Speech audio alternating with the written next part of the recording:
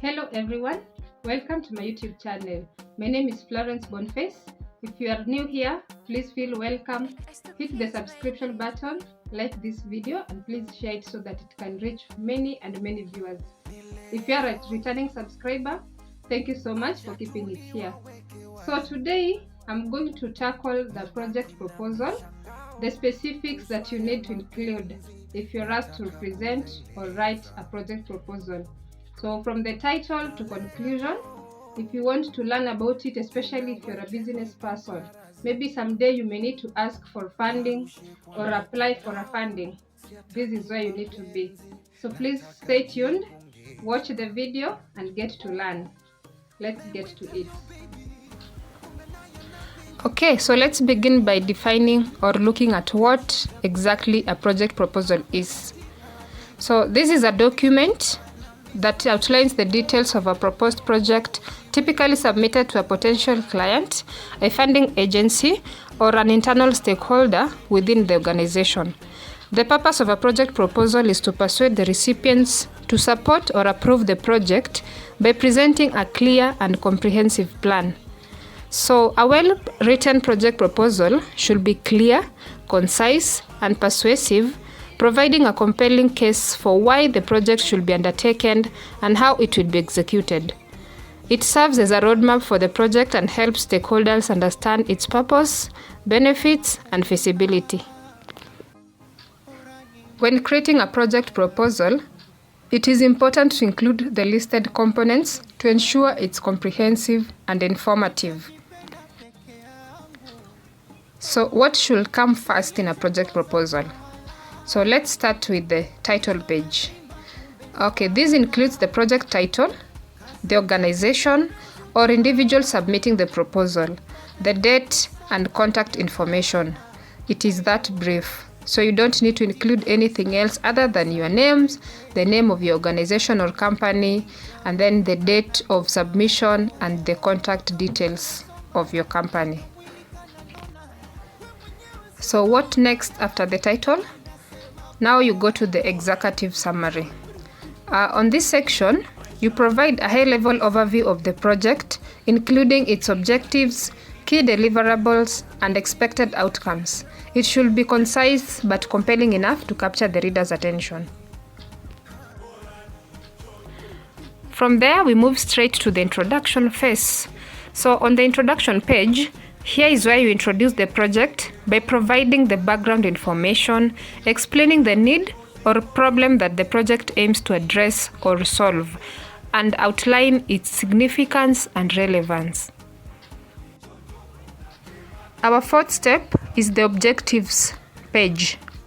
On this one, you clearly state the specific and measurable objectives of the projects. The objectives should be SMART, and SMART in the sense that it's specific, it's measurable, achievable, relevant, and time-bound. And it should also be directly tied to the project's purpose.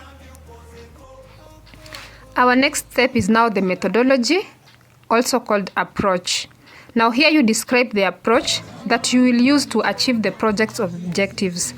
Now here you explain the key activities, the tasks, and the processes that are involved, as well as any relevant timeliness or milestone. So you give the details of what you do step by step so that they're able to understand that this is what is involved in this project. Now onto the scope. Here you define the boundaries and limitations of the project. Specify what is included and what is excluded from the project scope to avoid misunderstandings later on. Ensure to be clear and precise on that one. Our seventh step is the deliverables. So what are these? Deliverables are the quantifiable goods or services that need to be provided at the various steps of a project as well as at the end of the project. So you're supposed to list the tangible outputs or outcomes that will be produced by the project. Be specific about the expected deliverables and their quality standards. And now this takes us to our eighth step, which is the timeline. So present a detailed timeline or schedule that outlines the major phases, milestones, and key activities of your project. This helps the stakeholders to understand the project's duration and sequencing. I hope we are moving on swiftly. I'm trying to make it as simple, short, precise, and clear as possible, so that at least if you did not have a clue, you are able to connect so easily. So our 9th step is the resources. Here you identify the resources required to execute your project successfully. This may include your human resource, that is the project team members or expertise, your employees. Also the physical resources such as equipment and facilities, and it can also include financial resources and precisely your budget. So what exactly is an investor looking at in your financial resources or the budget? This takes us straight to our 10th step.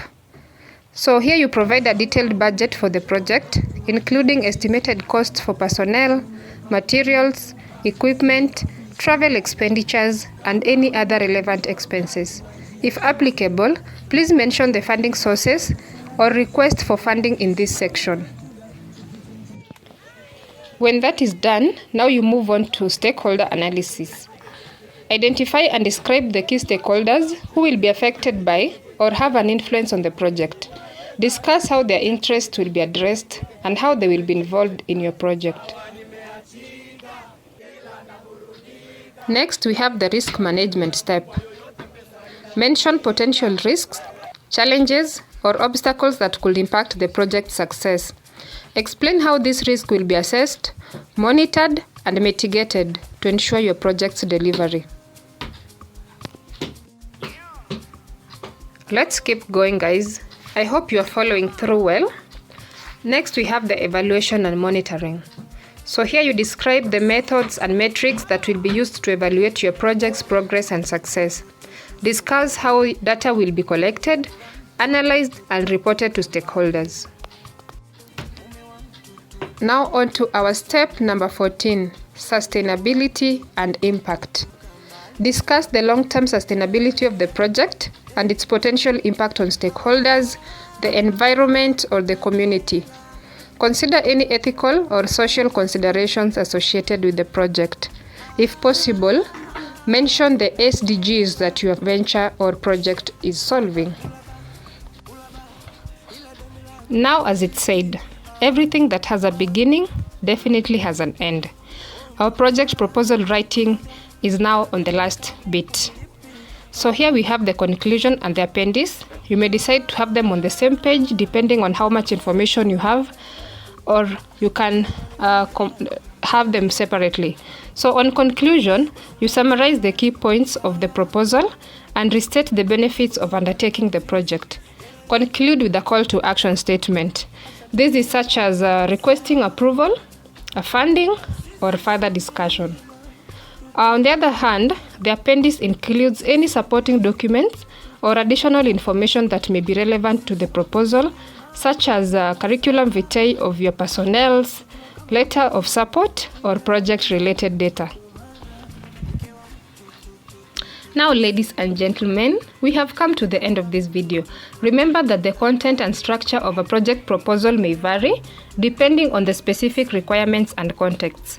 It is essential to tailor the proposals to the needs and expectations of the target audience or the recipient. Please like this video, share, and subscribe to my channel. You can turn on the notification bell to get notified whenever I get to upload a new video. Thank you so much for keeping it to the end of this video. Until next time, guys. Bye bye.